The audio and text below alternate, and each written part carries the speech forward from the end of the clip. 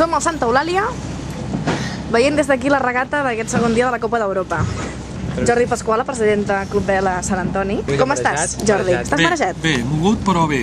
Però bé. Mogut però bé? Sí. Veig que aquí ben assegut, eh?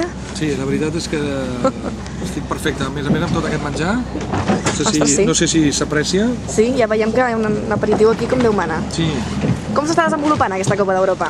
Bé, doncs aquesta Copa d'Europa, malgrat totes les expectatives que hi havia de mal temps, de pluja i de poc vent o de molt vent, doncs la veritat és que bastant bé. Ahir van haver-hi un parell de proves, es van poder fer, es va acabar molt tard, però es van poder fer molt bé.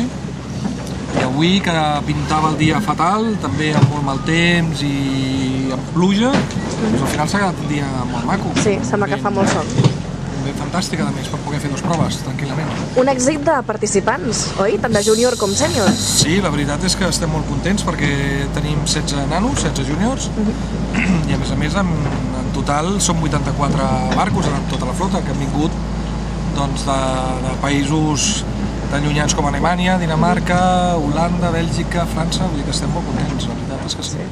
Un èxit total.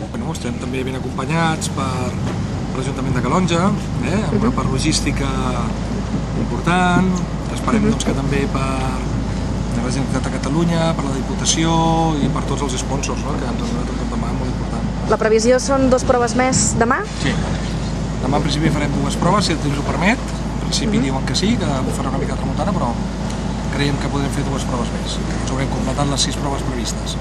Molt bé, doncs moltes gràcies, Jordi. Ara faig sopa. Gràcies a vosaltres. Que acabi bé aquest viatge amb el Santa Eulàlia. Segur que sí. Fins ara.